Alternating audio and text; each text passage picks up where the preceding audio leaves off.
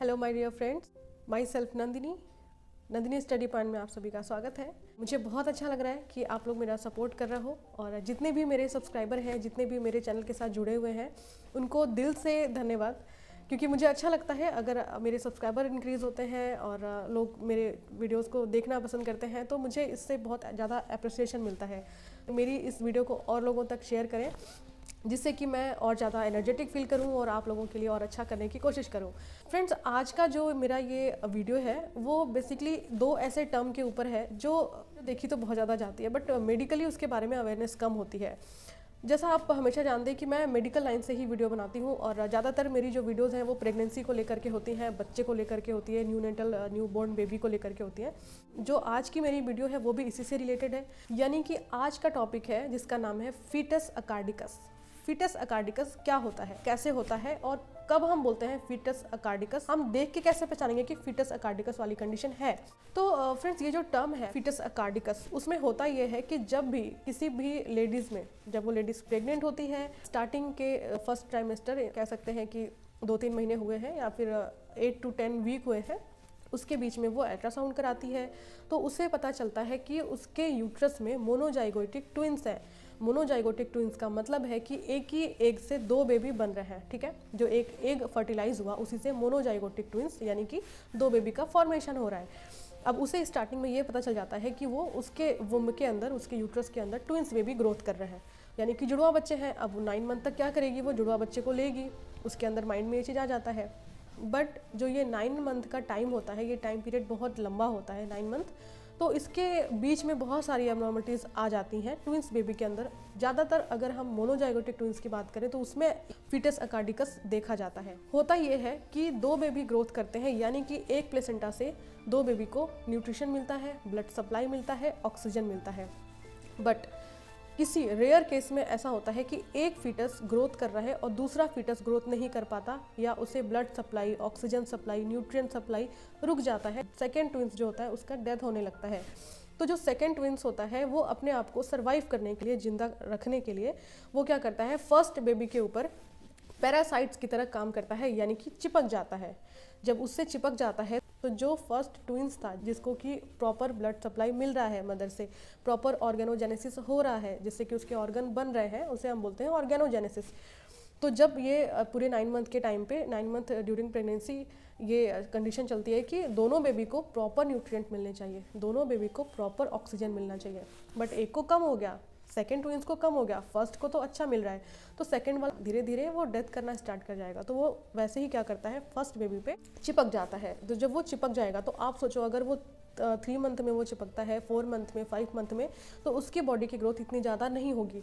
तो वो फर्स्ट वाले ट्विंस के जिस बॉडी पार्ट पे वो चिपकता है, वो वहीं से उसको ब्लड सप्लाई फिर वो लेने लगता है। जस्ट हम कह सकते हैं जैसे जोक होता है, जो हमारे क्या होता है, हमारी बॉडी में एक पैरासाइट्स की तरह काम करते हैं कि वो हमारी बॉडी से खून चूसते हैं, खून पीते हैं और वो अपना बॉडी, उनकी अपनी बॉडी ग्रोथ करती है। तो वैसे ही सेकंड ट्विंस जो होता है वो पैरासाइट हो जाता है किसके, फर्स्ट ट्विंस के ऊपर। अब या तो उसके कुछ भी एक मसल्स फॉर्मेशन हुआ था, लाइक लेग या हैंड बने हुए थे या हेड बन रहा था, वो क्या हुआ, फर्स्ट ट्विंस के ऊपर जाके चिपक गया। अब वहाँ से वो ब्लड सप्लाई ले रहा है, ऑक्सीजन सप्लाई ले रहा है, न्यूट्रिएंट ले रहा है, और जैसे जैसे फर्स्ट ट्विंस ग्रोथ कर रहा है, 9 मंथ पूरे एक जैसा उसका ऑर्गेनोजेनेसिस होता है वो हो गया, वैसे वैसे सेकेंड बेबी उसके ऊपर ग्रोथ कर रहा है। तो वही बेबी जब आफ्टर डिलीवरी अगर सामने आता है तो पता चलता है कि उस बेबी के अंदर 4 पैर हो गए, जहाँ 2 होने चाहिए थे वहाँ 4 पैर हो गए, जहाँ 2 हाथ होने चाहिए थे वहाँ 4 हाथ हो गए, जहाँ 1 सर होना चाहिए था वहाँ 2 सर हो गया। तो इसे हम फीटस अकार्डिकस ना कह करके हम समझते हैं कि ये कुछ आध्यात्मिक शक्ति थी, जिससे कि बच्चा जो है वो एक, अगर फीमेल है तो बोलते हैं कि देवी का रूप लेकर के पैदा हुई है, उसके 4 हाथ हैं, या अगर लड़का है तो बोलते हैं कि वो भगवान बन रहा था जिसके 2 सर हैं, ऐसा है। तो ये सारे एक मिथ है, तो जो अपने सोसाइटी में लोग इसे रिलेट कर लेते हैं गॉड से कि वो एक आध्यात्मिक शक्ति है, तो ऐसा कुछ नहीं होता है। ये एक मेडिकली एक एबनॉर्मल कंडीशन है जो कि मोनोजाइगोटिक ट्विंस के अंदर देखा जाता है, इसे हम बोलते हैं फीटस अकार्डिकस, जिसमें कि 2 ट्विंस जो कि मोनोजाइगोटिक ट्विंस होते हैं वो दोनों प्रॉपर ब्लड सप्लाई ना होने की वजह से, प्रॉपर ग्रोथ ना होने की वजह से सेकेंड फीटस जो है वो फर्स्ट फीटस पे चिपक जाता है और उसकी बॉडी के किसी भी पार्ट में चिपकने के बाद वहाँ से न्यूट्रिएंट गेन करता है, वहाँ से उसके साथ साथ ग्रोथ करता है और इससे पता चलता है कि वो एक एब नॉर्मल बॉडी शेप में पैदा हो रहा है, एक अलग ही मॉर्फोलॉजी उस बच्चे के बॉडी का स्ट्रक्चर बन जाता है।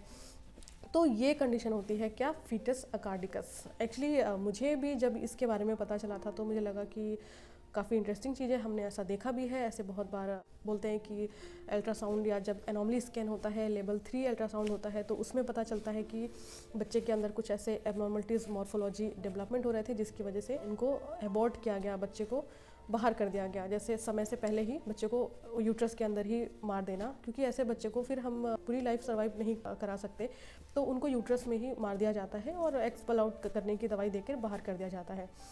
तो ये फैमिली के लिए, सबके लिए बहुत ही एक बुरी कंडीशन हो जाती है। तो ये था कि हम पूरे 9 मंथ ही इंतज़ार करते हैं, अगर हमें पहले ही पता चल जाए कि ऐसा फीटस अकार्डिकस जैसी कंडीशन है यूट्रस के अंदर एक बेबी की।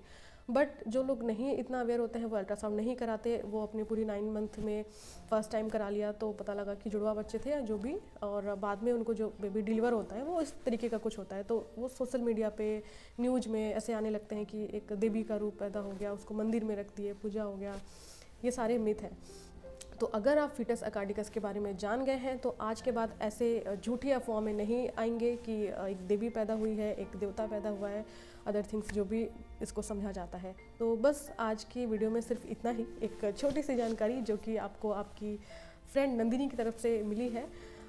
मैं कोशिश करूँगी ऐसे और भी बहुत सारे टर्म हैं जो एक एबनॉर्मलिटीज़ होती है वो मैं आप लोगों तक ले आऊँ, वो टर्म डिस्कस करूँ और आपको भी कुछ पता लगे। फिर मिलते हैं ऐसे ही किसी इंपॉर्टेंट टॉपिक के साथ, ऐसे ही किसी इंपॉर्टेंट टर्मिनोलॉजी के साथ। तब तक के लिए टेक केयर, बाय बाय।